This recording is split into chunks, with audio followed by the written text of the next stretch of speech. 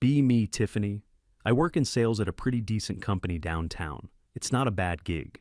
The pay is good, the work is easy enough if you know how to talk to people, which I do. My best friend Lauren works in the same department. Our desks are right next to each other. Honestly, the social life at the office is half the reason I don't look for another job. Most days are pretty chill. We hit our targets, we spend a lot of time just chatting and scrolling through our phones. The office is probably like 60-40 men to women, so there's always attention if you want it. And we want it. It's like a little ecosystem. You have the senior managers who are mostly married and boring. You have the hotshot sales guys who are always flying around, super competitive, and honestly kinda hard to pin down. Fun for a flirt, but that's it. And then you have the others.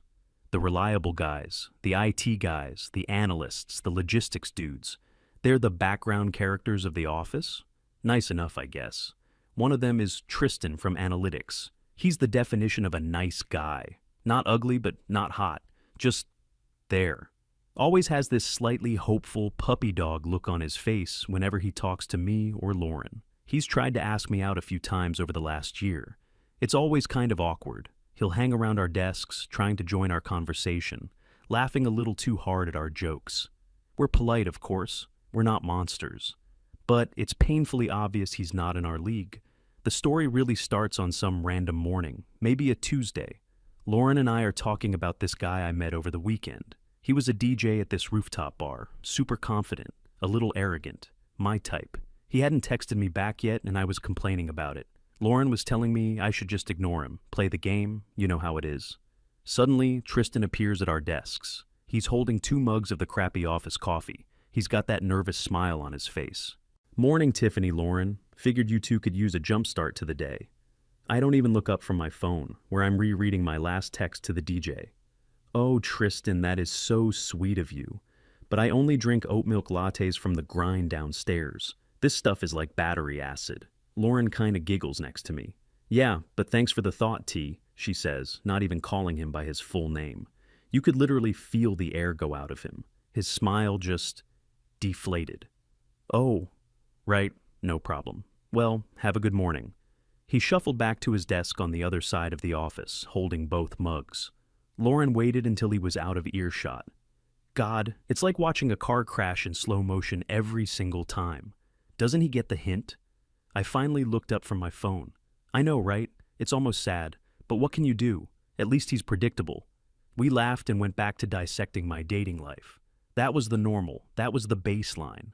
Tristan was the reliable, slightly pathetic background noise to our main story. For the next week or two, nothing really changed. He'd still walk by, give a little wave, we'd give a polite, dismissive smile back. The DJ never did text me back for a second date, by the way. Typical. Lauren and I kept busy. We went out for drinks after work a couple of times. We'd get hit on by the usual assortment of guys. Some were okay, most were cringe. We'd let them buy us a drink or two and then ditch them to go dance. It was our routine. We were the prize, and they were the contestants. Most of them were getting voted off the island. We'd complain to each other. Why are all the good men taken or psycho?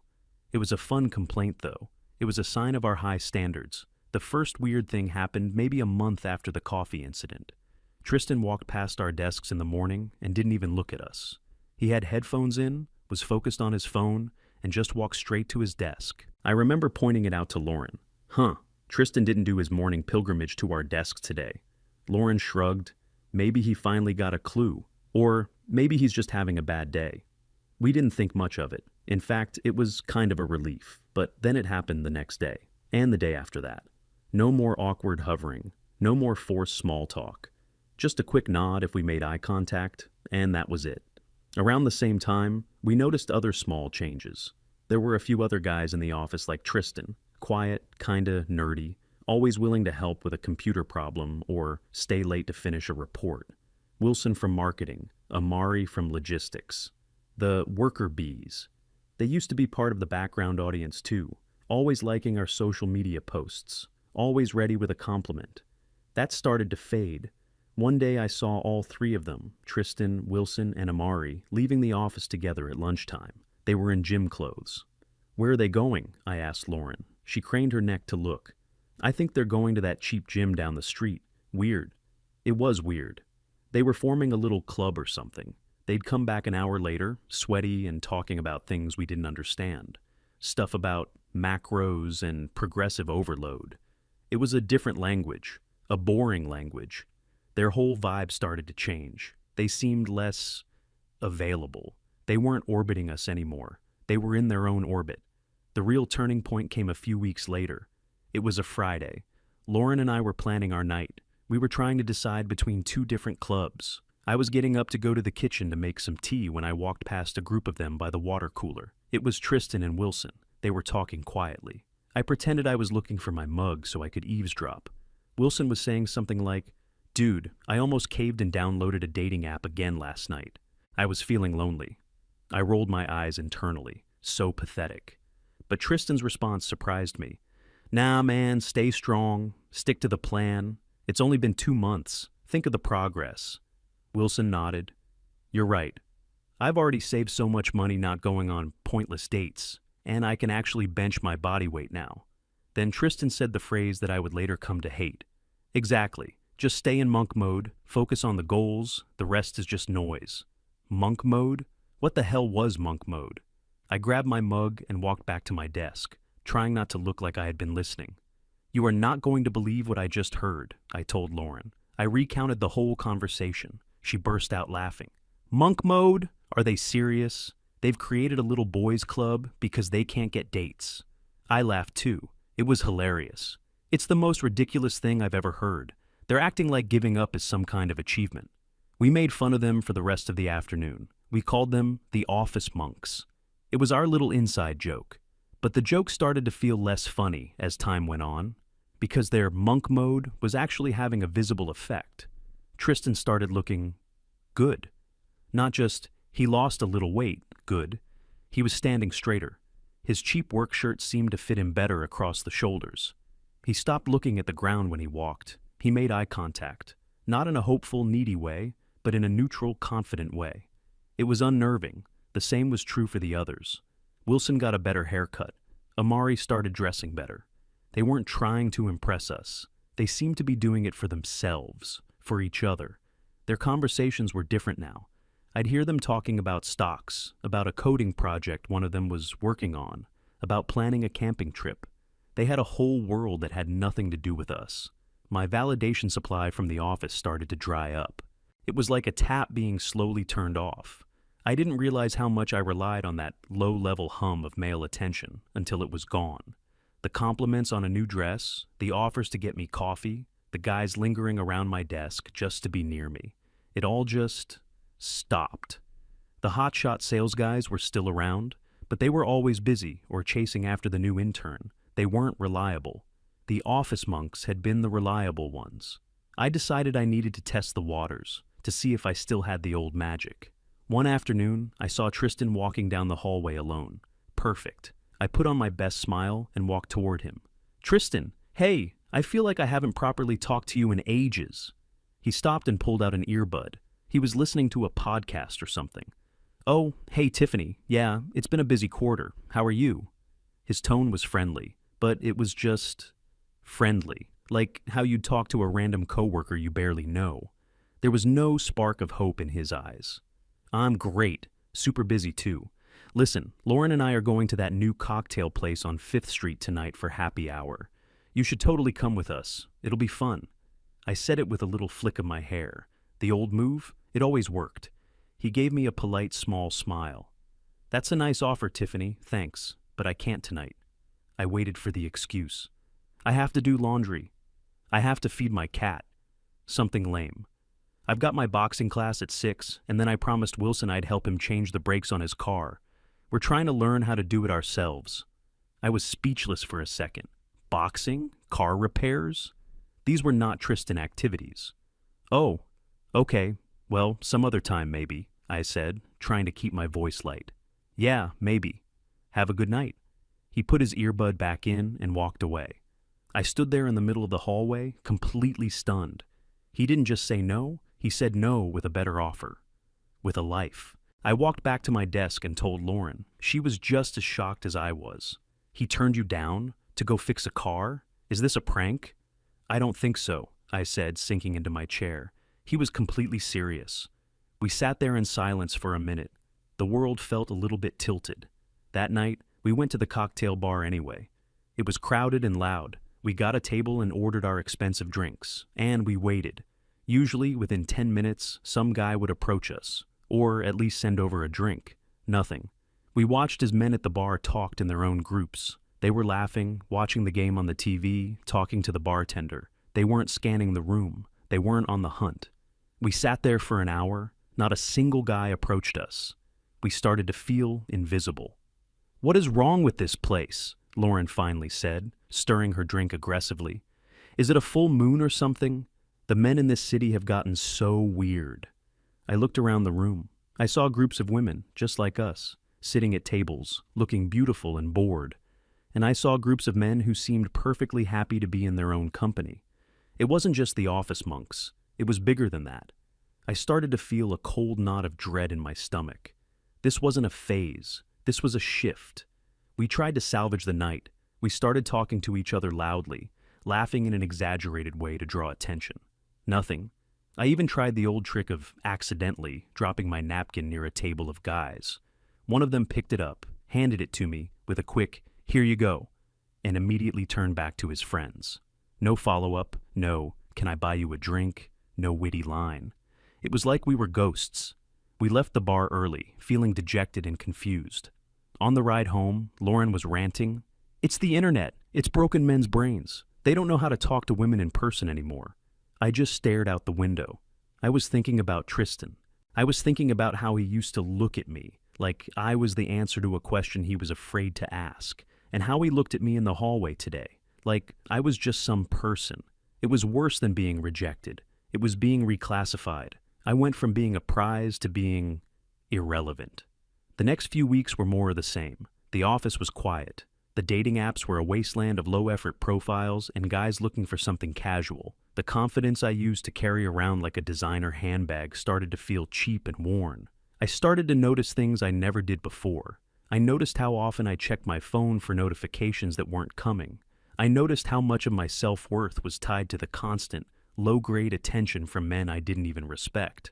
Lauren was getting desperate. She actually suggested we go to a speed dating event. I shot that down immediately. She started complaining more about toxic masculinity. "This is what it is," she'd say. "Men are so fragile that a little rejection makes them retreat into their little man caves. They can't handle strong, independent women." A few months ago, I would have agreed with her instantly, but now her words sounded hollow, because I didn't see fragility in the way Tristan and his friends acted.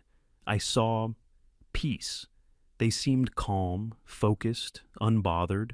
They weren't angry or resentful. They were just busy. Busy building their bodies, their skills, their friendships. They had opted out of the game, and Lauren and I were left standing on the field, all dressed up with nowhere to play. The company announced the annual corporate party. It was going to be at a fancy hotel ballroom downtown. In previous years, this was our Super Bowl. We'd spend weeks planning our outfits. The party was a chance to be seen, to be admired. This year, the excitement felt forced. "We have to look amazing," Lauren said, her voice sounding a little too determined. "We need to remind them what they're missing." I wasn't so sure. Who were we even trying to impress anymore? The hotshots would be there, sure, but they'd be schmoozing with the executives all night.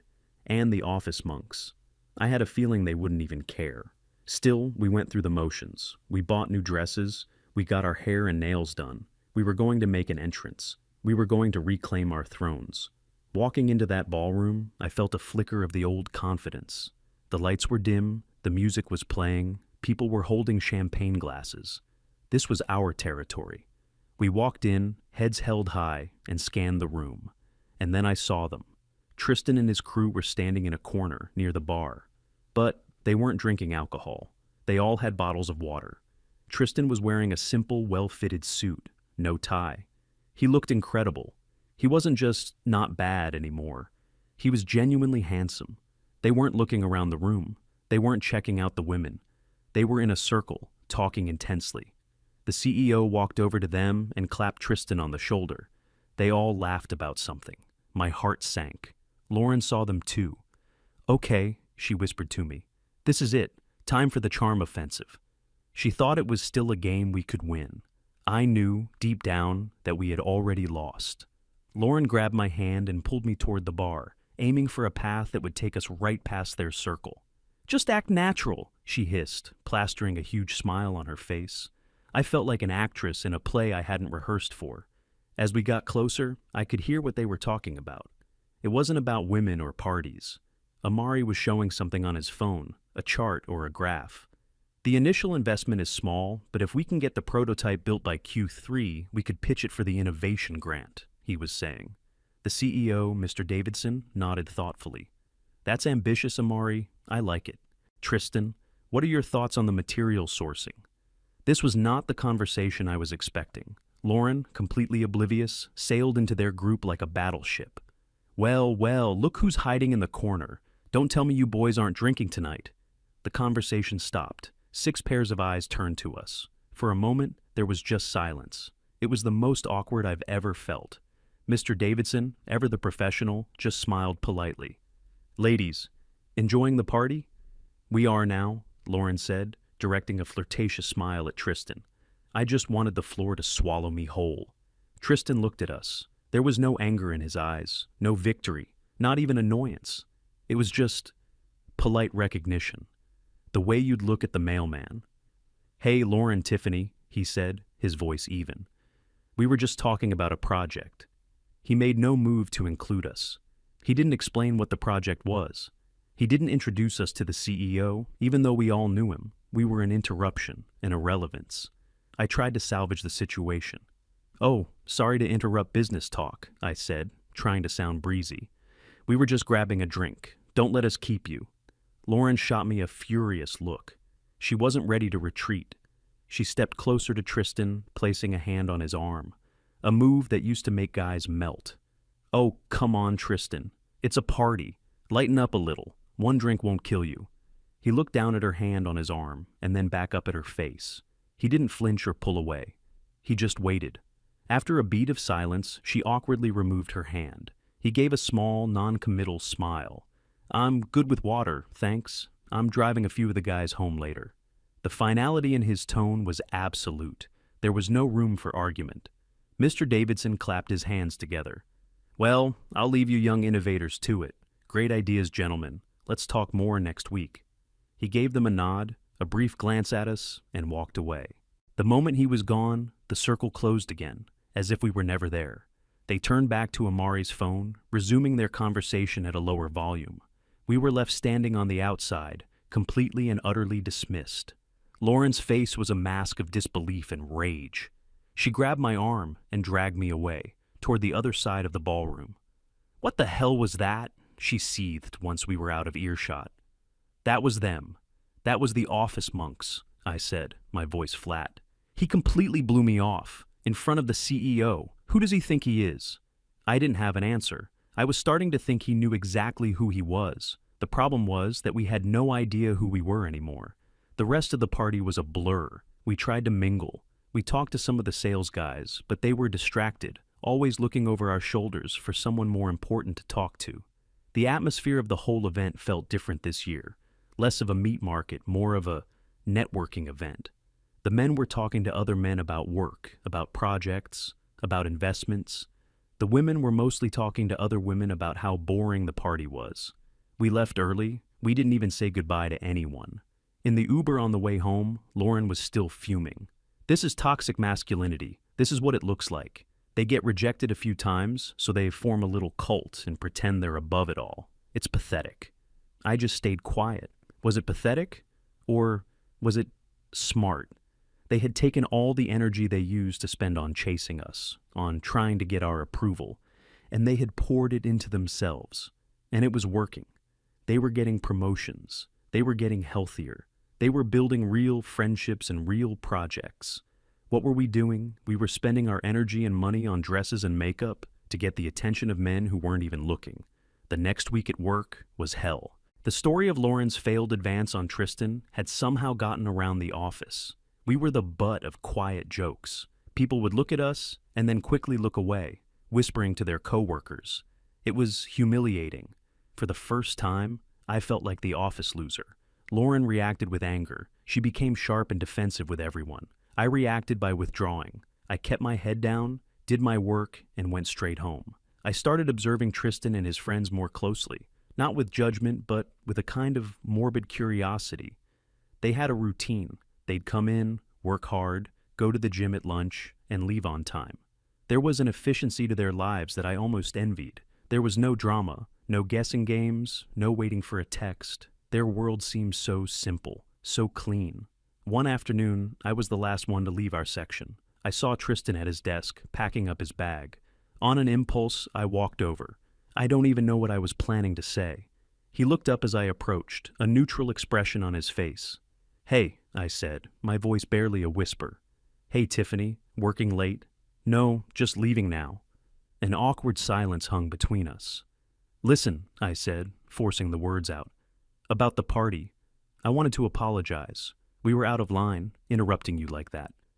It was the first time I had ever apologized to a guy like him. He seemed genuinely surprised. He leaned back in his chair and studied my face for a moment. "It's fine. Don't worry about it." "No, it wasn't fine," I insisted. "It was rude. And Lauren, she was just—" I trailed off, not wanting to throw my friend under the bus, even though I wanted to. "It's okay," he said again, his voice a little softer. "We were just in the middle of a serious discussion. The timing was just off." I nodded, feeling a little bit of the tension leave my shoulders. "So, this monk mode thing," I said, trying to make it sound like a casual question, "is that a real thing?" He actually chuckled, a small, genuine sound. "I guess you could call it that. It started as a joke, really." He paused as if deciding whether to continue. "A few of us were just tired of the whole dating scene. It felt like a part-time job that you paid for, and the boss hated you." I flinched. That was a direct hit, whether he meant it to be or not. "It felt like we were constantly auditioning for a role we were never going to get," he continued, looking past me at the empty office. "Putting in all this effort, time, and money for what? A few dates with someone who's on their phone the whole time, just waiting for someone better to come along?" My face burned with shame. I had been that girl. So many times. "So we just decided to stop," he said with a shrug. "All of us. We made a pact. For 6 months, no dating apps, no asking girls out, no buying drinks at bars. Just stop." "And what was the point?" I asked, genuinely curious now. "The point was to see what would happen if we took all that energy and put it back into ourselves. Our health, our finances, our skills, our friendships with each other." He looked directly at me. "And it's been the best 6 months of my life. I've never been in better shape. I've almost paid off my student loans. Wilson is learning to code. Amari is building a side business. We actually talk to each other, support each other. It's not a competition." I stood there, speechless. He had just perfectly articulated everything that was wrong with my world, and everything that was right with his. My world was a competition.